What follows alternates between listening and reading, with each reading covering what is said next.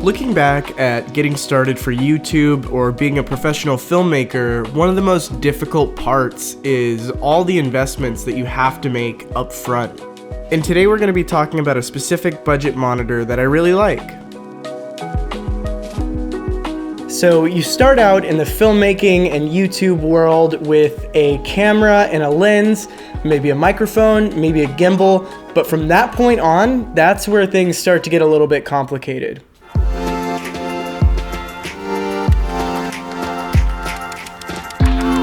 See, it could just be how people's brains work when they're getting into filmmaking. I mean, I think that I'm a little bit more prone to this kind of thing than most people. From the moment I hit buy on my Sony a6500 on B&H, I was immediately like, I need a drone now, I need a gimbal, I need tripods, I need better tripods, I need lights, I need a bigger light, I need more lights. And I really started going down the path of acquiring a lot of gear. So making all these investments has really helped jumpstart our business, and it's made us a lot of money. But one of these investments that's really thrown me for a loop from the beginning is a monitor. See, I don't want to invest a ton of money in a monitor because I do a lot of run and gun, and a lot of the time I don't really think that necessitates having a monitor.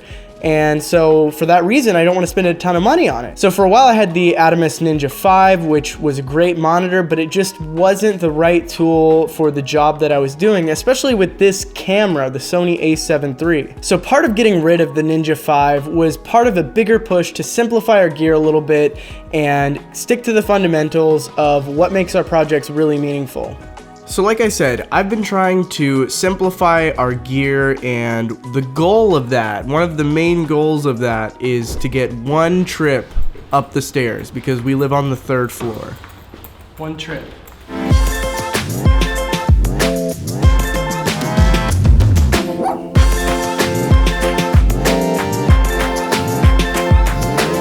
Okay, so this is a very, very long-winded way to start talking about the specific monitor that we're going to talk about today.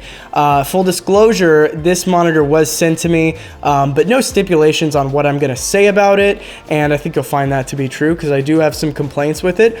But this is the Andycine A6 touchscreen monitor.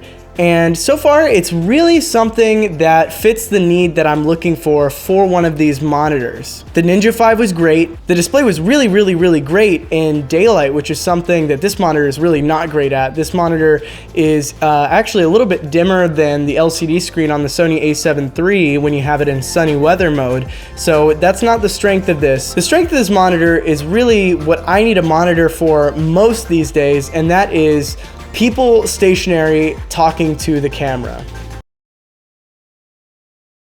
And a lot of this has to do with the limitations that Sony has put into the a7 III in terms of the HDMI output. When you have a monitor plugged into your HDMI out and you're not recording, you lose out on face detection autofocus in 4K, which is like, what? Like, it's a baffling decision by Sony to do this because it really limits the things you can use a monitor for. So it's still good for stuff like this, just me talking to the camera. I'm able to look up and see myself. I can make sure that I'm framed up the way I want it to. I can make sure, the plants are in the right spots, the lights are looking good. All that is really good. And if I'm doing an interview, I can look over and I can see maybe a second camera angle. I can make sure, okay, that looks good. So these are my primary uses. This is really what I'm thinking about when I want to get a monitor. So the $260 price point is right on the money for what I'm looking to spend for a monitor that does that really well. And this monitor does do it well. And one of the things I really love about this monitor is the ability to look at it with LUTs displayed on the screen. So that's more of a high-end feature that I think you're getting out of this budget monitor. And let's get into vlogging a little bit. I don't need a monitor vlogging. I also, I don't really feel like I need a flippy screen for vlogging either. See, a lot of people have really strong opinions on the flippy screen debate. They're like, I won't buy this camera if it doesn't have a flippy screen. And to be honest, I'm pretty agnostic when it comes to the flippy screen. And if you press me on it, I'll say that I kind of like what Sony has going with just the tilty articulating screen because it's really good for run and gun filmmaking. I can quickly move it up and down when I'm changing the angle of my camera, and I think it just makes the camera a little bit smaller when you're being behind the camera operating it. And when I'm vlogging like this, I usually feel like I don't need it because I have a pretty good idea of my head being in the frame and things looking generally okay. So I usually don't sweat it. But here, you know, I do want to move faster and I want to make sure the composition here is exactly how I want it to be. If I hold something in front of the camera, I'd love to be able to kind of glance up and make sure that it ends up getting in focus. So there are a lot of reasons to use a monitor for this type of shot rather than a vlog style shot. So this is really the sweet spot of using this monitor.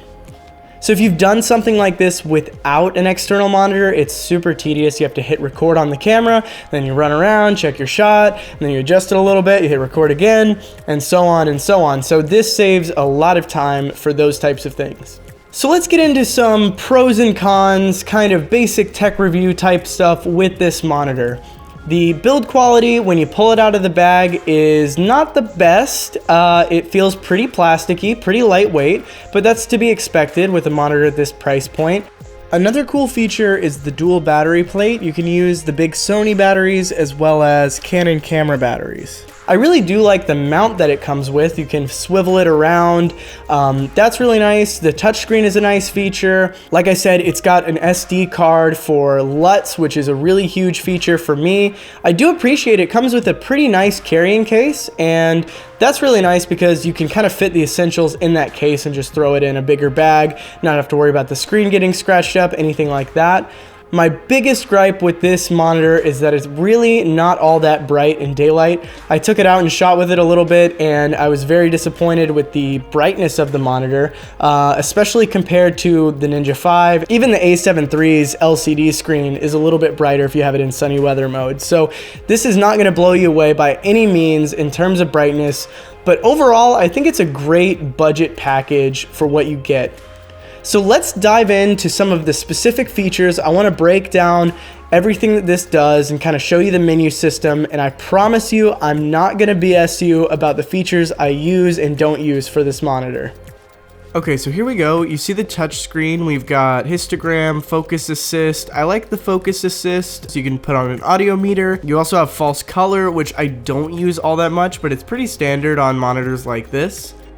We've got some marker options, we've got some anamorphic options, which is really nice. And here's how you import a LUT. So you have your SD card in there, and then it just scans the SD card and adds all your LUTs, and then you can go through them and select the one you want. So this is really one of the main features that I think is really cool about this monitor. You can monitor your LUT, and it's the only budget monitor that I know of that allows you to do that.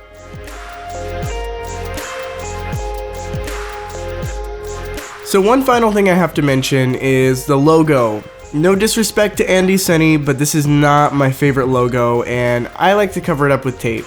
Okay, so that's it. Overall, this monitor is really good for me right now, right this moment. So that may not be the case in the future. I think I've shared this on my Instagram and kind of shared this with you guys, but I actually have the Sony FX9 pre-ordered, coming in the mail. So I'm upgrading to a full-fledged high-end cinema camera type setup, and so I probably will not be using this monitor for that setup when I use it. So maybe a future follow-up video could be in the works to show you what monitor I might like for that camera, because this monitor I think is good for this workflow that I'm in right now in the mirrorless Sony space.